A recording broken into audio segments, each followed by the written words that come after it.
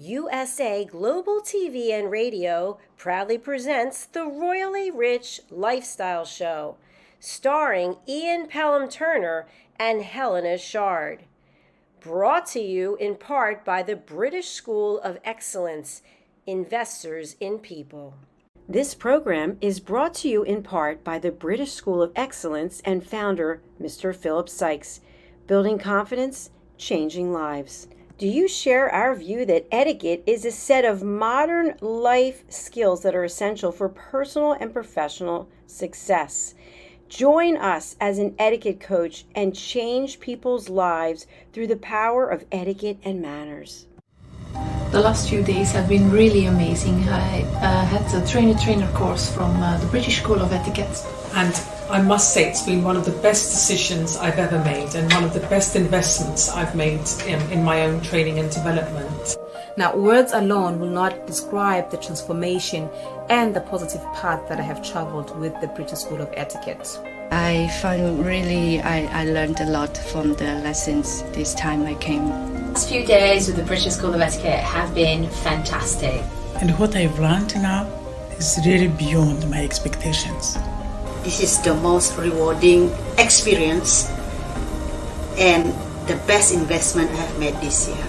It was just great. I learned so much, and when I go back to Belgium I will incorporate a lot of it into my day-to-day life and business. It's been absolutely wonderful for the whole week that we were here. I feel transformed, and I feel like blowing a trumpet and tell people, come and do this school, this class is the best, this is the best school ever. You should take it. It will change your life immediately. I am now able to teach other people how to bring the best of them. Thank you. Thank you, BSc. Thank you. Thank you so much. Thank you. Thank you to our clients for their testimonials on the Train the Trainer program. Our exponential and global growth is so significant that we have evolved from the British School of Etiquette to the British School of Excellence, where we're investors in people. Let us invest in you and your career. Contact us to become an etiquette coach. Go to thebritishschoolofexcellence.com. Start your career and elevate your success today.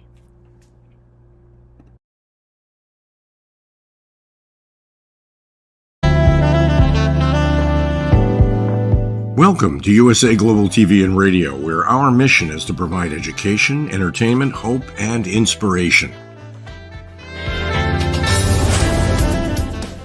USA Global TV and Radio connects you with experts and audiences all around the world every single day to help you succeed in business and to live a richer life. Visit us at usaglobaltv.com to learn about career and life-changing training and mentoring programs like the Listening Mentor. Subscribe to our newsletter to stay informed about our special programs and offers. Discover how you can become a guest on one of our shows or a host or producer of a USA Global TV and Radio show of your very own. That's USA Global TV and Radio, where the doctor is always in.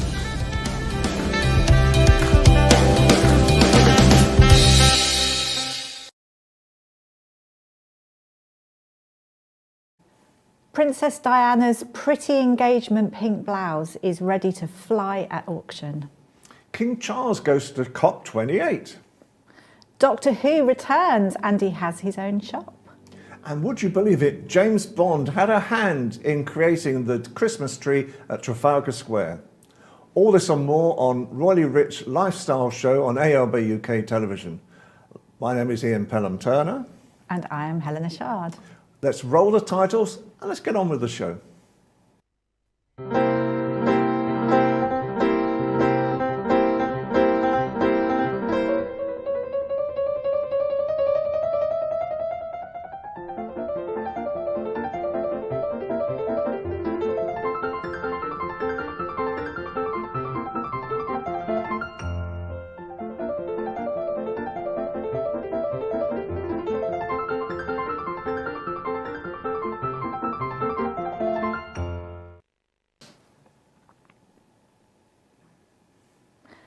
So, starting off with Princess Diana's 1981 engagement portrait blouse, an absolutely beautiful, exquisite blouse.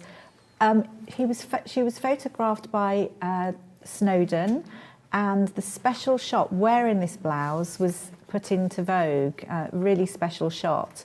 It was designed by Elizabeth and David Emanuel, who then went on to design her wedding dress.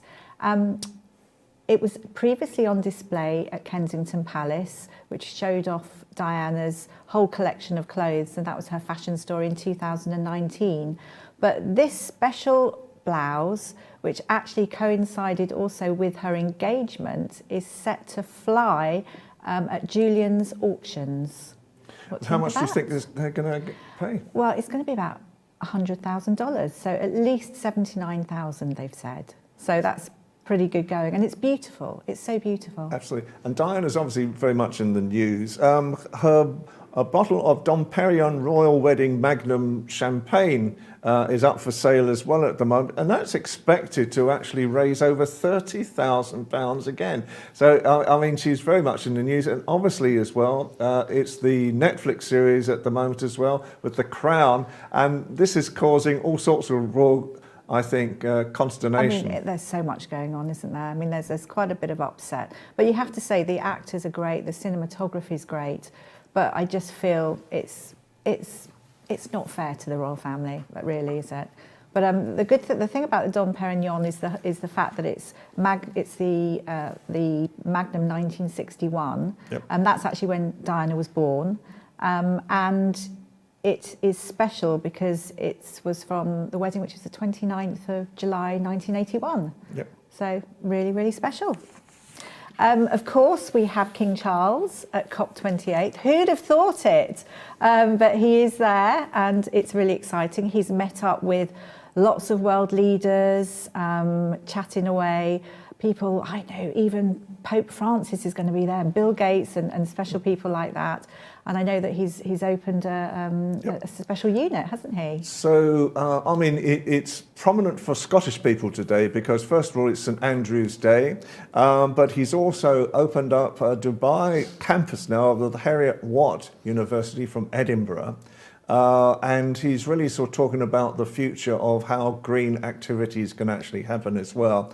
And Hansef Yousaf, who is the Prime Minister of Scotland as well, or First Minister, I should say, that's how he's called. He's there at the same time. And so basically at the moment, Charles is saying that the new technology to capture greenhouse gases is really encouraging. And so the future of it is fine. And for us, it shows there may be a new etiquette in how royals perceive themselves in the 21st century. In the past, the Queen might not have commented so much on this, but Charles is really much at the forefront because I think, as you say, he's had it really history of most of his life. He has, I mean, since the 60s. I mean, he's so centre stage now as well. He really has a platform. And the soft sell he has. I mean, imagine speaking to all these people. I mean, I'd love to have his black notebook, that's for sure. But he's such a good connector. So I think this is the perfect setup. And of course, there's something like 70,000 delegates going to be there, or who are there. And it would just be really interesting to see how it goes, because he wasn't allowed to go. Rishi Sunak said no to the last time. Yep. So all is good now. Yep. Moving on, the Christmas tree one, which I think is really good fun, and I know that you love to talk about this. This is really a story from the past. Apparently in 1941, Ian Fleming, who is the author of all the James Bond books, was a spy. And worked in intelligence services. And one day, one Christmas in 1941, he meets another spy from Norway. And Norway has had such a bad time, so he takes the spy to the Savoy Hotel in London, and they have lots of drinks, and there's lots of fun and hilarity. And then afterwards, the Danish spy says, "I have 2 Christmas trees." And the King of Norway at that time was living in London, and so he was going to give one of the Christmas trees to the King of Norway. And so then Fleming said, look, why don't we start a tradition in this country of having a second Norwegian Christmas tree each year in Trafalgar Square? And since that time, every single year for the past 70, 80 years now, the reality is that Norway have supplied the Christmas tree. And yes, guess today, the Christmas tree in Trafalgar Square goes up again. Isn't that so lovely to have that? Such a nice gesture that we have that each year, which is fabulous. And Doctor Who is back. It's the 60th anniversary. David Tennant is returning. I love David Tennant. And it is fabulous. It's going to be really good fun. And I just think there's the toy maker that's going to be involved somewhere. So there's obviously some deviousness going on. Jodie Whittaker was the 13th Doctor. And now she's going to be sort of metamorphosed into David Tennant, I believe. So, I mean, there's lots going on, so many celebrations. And I think they actually film it in Cardiff, don't they? I've sent some artists there before. But all good fun, and there's the Doctor Who shop that most people don't know about. It's called the Who Shop, and they provide lots of things for Comic-Con, which is a special event that happens. I think the biggest one is San Diego. So anyone interested in sci-fi and comics and things to go there. And there's one actually at the NEC, I think, in the next couple of days, which is really good fun. And we've got Girls Aloud, who are coming back for their 21st anniversary tour in 2024, and it's really special because obviously the girls, one, it's a special time, but also they're going to be celebrating Sarah Harding, who unfortunately passed of cancer, but it's going to be a special time. And I think the celebratory side of things and bringing up all these fabulous songs that everyone remembers, it's a really warm feeling. I think, you know, especially at a time like this, it's bringing the girls back. It's really hearty. I really enjoy that. So it's really good fun. I think so, and I think the reality nowadays is with aspects like that, and I know that there seems to be a lot of celebrity news at the moment as well, because obviously as well we've got John Lennon's Mosaic now sort of being auctioned today as well, Friday, and so it is quite an interesting thing again that apparently this was in his swimming pool, I understand. So it's the Psychedelic Eye, the swimming pool mosaic goes to auctions at BOEHM's, again a lot of it's at BOEHM's. So obviously in the 60s he commissioned this, it's a 17,000 tile psychedelic eye, it was at his place in Kenwood, his house, which is not Kenwood in Hampstead, as I always think. It's not there. In Surrey, yeah. So John and Cynthia Lennon acquired this large rustic house. Now this wonderful mosaic is up for sale. And I know at a time as well, it actually was used for other things as well, for exhibitions and things like that. But Joe Retrovata is the master tiler who put it all together. So we'll just see how much it goes for, hey? And we've got one last very quick bit of gossip. The name of Banksy. The name of Banksy? is apparently it's been let slip, and I'm not sure how true this is, but his name is Robbie Banks. So this has been let slip from a video earlier. So goodness me. It was from years ago, wasn't it? Something the BBC dropped when they found the archives.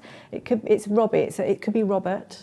Yeah, absolutely. Robin, a little version of it, Absolutely. But it's always having a tip. Anyway, we must move on. Our wonderful friend, and she is so talented, so I look forward to this. Diane Floyd BOEHM with us. I'm so thrilled. She's fabulous, an award-winning author, a great broadcaster, and so creative, the best storyteller I know. Hi, Diane. Hi, thank you for that warm introduction. I'm turning red. You're more than welcome. I mean, you're so fabulous. And I know that you used to be a school teacher. And obviously now that you write these fabulous books for children. And is it young adults you write for as well? That's correct, young adults. But I love being in the classroom and inspiring young children. So my heart is always there. That's brilliant, and your storytelling and your research that you do as well into your books. I know there are so many books that you've written, and are there any that you want to talk about today? Sure, I'll be happy to. So my latest book, guys, I'm so proud. It made Amazon #2 top selling of young adult historical fiction. Isn't that amazing? That's great. That's fabulous. Is that Ruby Takes Chicago? That's exactly right. And it's based on my grandmother. This is the second of the series. And it really deals with, you know, what women went through. Women weren't supposed to be in the workforce. And so it's really fun and exciting and has a love story and actually several love stories and deals with prohibition and women's rights, etc. So it will keep you going. It's an easy read. So that's brilliant. So it's actually really empowering as well for girls. Absolutely. And that's what I wanted to do. And that's certainly what my grandmother and my mom did for me. They empowered me to go after my dreams. And when you fall down, just go, what did you learn? And keep going. And I know secretly you've got 5 brothers. So I just wondered, has that got anything to do with empowering women or? Oh, I am so blessed to have had 5 brothers. They, you know, because they were so strong in everything that they do. And it never, I was like, okay, I can do that too. And off I went. And it never dawned on me just because I was a girl, I couldn't do something because I just didn't grow up in that type of family. It's like, if you want it, go out and earn the money and make it happen. Go study, make it happen. What does it take, etc. So that's what I did. Oh, that's the trailer. That's amazing. So historical fiction, and you can buy that on Amazon, I think. Absolutely, in all the different countries.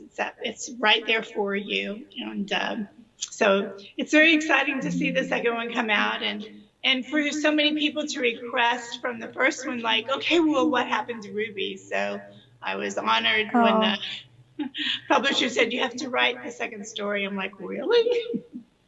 Perfect. That's so lovely.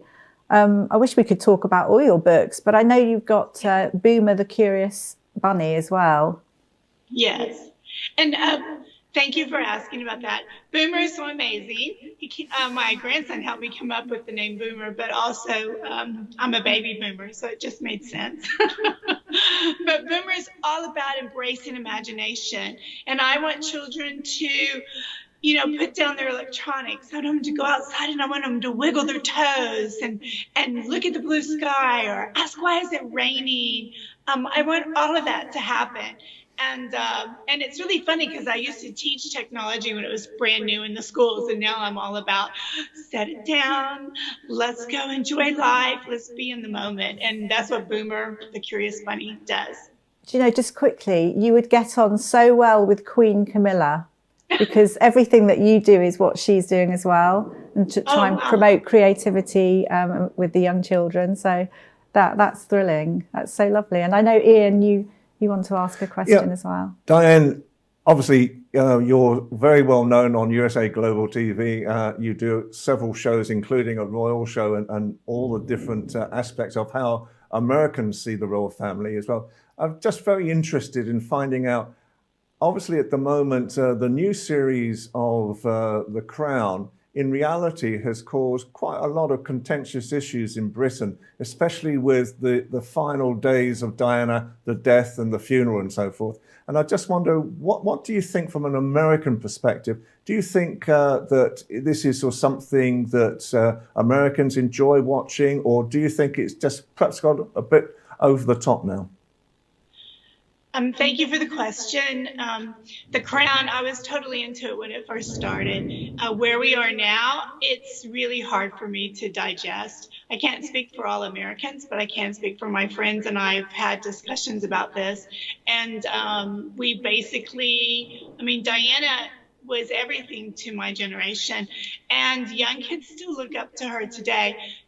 So people are having a really hard time dealing with The Crown, and I think my friends aren't going to be watching it anymore. But on one more quick note is that people who are making this and writing these extra words in there, they have to remember these are real human beings you're talking about. And I think that's what we find most upsetting, is that we worry about what even the grandchildren of Diannists today are going to be thinking about all of this. I think it's too much pain to go through. My personal opinion. Thank you, Diane. Well, it's been wonderful talking to you again. It's been so lovely. So Boomer the Curious Bunny and Ruby Takes Chicago to go and buy on Amazon now. And thank you so much for inspiring and, you know, promoting kindness amongst people. It's so important in today's world. Absolutely. Thanks, Diane. Thank you so much. And hopefully come on more often, because we want to hear, especially with ladies like yourself, what America is thinking of Britain. So thank you for today. You're welcome, and we love Britain. Yeah. And now our final guest today is Philip Sykes from the British School of Excellence. Philip, good afternoon to you. Great to see you both, Ian and Helena. What a joy. I'm excited to be here as always. And a globe trotter as well. My goodness, we've been chasing you all over the globe in the past couple of weeks. I've been very fortunate. A few weeks ago, I was in South Africa coaching and training a beautiful hotel by the name of the Royal Boutique Hotel and the Pineapple House Boutique Hotel. I was training their team, and it was fantastic. The feedback has been exemplary, which gives me goosebumps, and that's why we do what we do. So I know in the past few days you've been at a business conference in London. What do you think businesses need now? What's the etiquette that's required to actually push British business forward? I love that question, Ian, and we don't have a long time to discuss this because we could really dive in deep, but I would give a couple of really dynamic principles and share my thoughts here. One of them is, let's focus on the client. Let's get to know the client really, really well and serve them in the way they like to be treated and dealt with. I think businesses now have become too pushy. I think businesses don't make the time to be polite and friendly and caring. Often when you phone an organization, it's very abrupt. You feel that you're sort of interrupting someone, or you feel that you might be being a bit of a nuisance. And I think businesses right now, and this goes from huge businesses right down to your small boutique business, look after your clients. Make sure that one size does not fit all. One size fits one. Get to know your clients exceptionally well. We run an amazing program called Hospitality Intelligence, HQ, which is fascinating because the material we deliver is not in any textbook. It is genuinely giving organizations these tools to build your business and take it to the next level. And that's where I think a lot of businesses are disconnecting. And do you think at the moment, obviously, you know, there's a lot of talk about how British business is going to go ahead. Do you think that there are still opportunities for British business, and where do you see the opportunities for the future? For me, the opportunity lies in giving their team, as in the employees, the opportunity to make decisions, to be creative, to the ability to accept change, to really develop and work on our emotional intelligence, our leadership skills, our diversity intelligence. And we really need to, with a fine sort of laser, be very, very focused on building and growing the people within our organization, because it's one thing that's very, very true. There are very few businesses that have an unhappy team that serve their clients badly or well, should I say. Yeah. In other words, look after your team, and the energy and that amazing ethos and synergy will sort of ripple into working with other businesses globally. And Helena, I know you've got a question as well about King Charles. King Charles. Well. So obviously King Charles, COP28, he's there, which we're not surprised about at all. And obviously he's very different to the late Queen Elizabeth II, and he's trotted off centre stage. He's got a lot to say. I mean, he's been talking about climate change since the 60s, so he's qualified really to be there.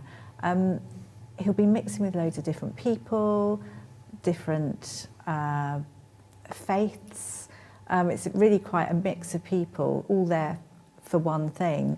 But you know, when it comes to lots of people and him being there, what do you think etiquette-wise is needed, or what would you advise him? And it'd be interesting to know your thoughts. Absolutely. Well, firstly, I totally agree with you. I think I'm going to sort of add a little bit to this in the sense that King Charles has been way ahead of the program for many, many years, right across in conservation, climate change, in organic foods and that sort of thing. So he definitely deserves a seat at the table. When it comes to King Charles, I think what's important is he's a worldly gentleman. He's traveled a lot. So understanding how to connect with the various cultures that will be represented there, the various countries that are going to be represented there, and vice versa. I think this is where that word etiquette, or those rules of engagement, and understanding how important that is, how to make that long-lasting impression and greet someone in the way they would like to be greeted. In other words, that they're the way they are accustomed to. And that is very, very important. We all have wonderful cultural differences, and that's what makes this world so wonderful and colorful and brings a whole different angle to the way we sort of are able to travel and mix and mingle. But we do need to understand that the importance of cultural differences are right there, and we need to accept that. And that's one of the things I shared earlier about diversity intelligence, is understanding who am I connecting with and how should I engage with that individual. I take a sort of a view at the moment of, are we seeing a brand new style of etiquette from the royal family? Because the Queen, I don't think, would have ever gone to something like this, and especially talked about it as well. And obviously she was interested in these types of affairs, and the future of the world at the same time. So are we seeing a new style of etiquette from the royal family, and especially from King Charles? Definitely, without a doubt. This is a great representation of our country. We've been we've been talking a lot and very loudly about climate change and what we ought to be doing. And yes, there have been moves there are moves in that direction. But I think with a head of state, a head of this country, a head of the United Kingdom and the various countries that we still are affiliated with and associated with, having King Charles there is a wonderful representation. And absolutely, I think the royal family, as we all know, is very much there to serve, and that's exactly what he's doing. He's really putting his best foot forward, and I know he's got a lot to say. And again, as I said, he is so well positioned to bang that drum and make a noise about what we ought to be doing to bring things and speed things up, because we are living in a very fragile environment right now globally.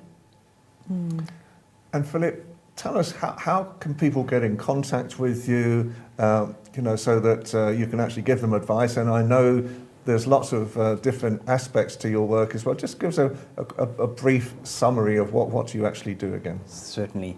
As a brand, as an organization, we are very focused on giving people the tools and the skills to put their best foot forward. So one of our slogans is building confidence, changing lives. And the other strapline is live, learn, teach, inspire. As an organization, we focus on a train the trainer, which gives people the tools to step into our shoes and go out there and deliver the coaching and training that we deliver. We deliver broad strokes. We're not one of those organizations that focus on the do's and don'ts.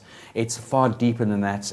I've shared with you on the show before about the correlation of etiquette, manners, emotional intelligence, and all of those things coming together. And that is very much what this organization baseline is and foundation is all about. We focus on children coaching and training. We focus on working with teenagers, as you can well imagine.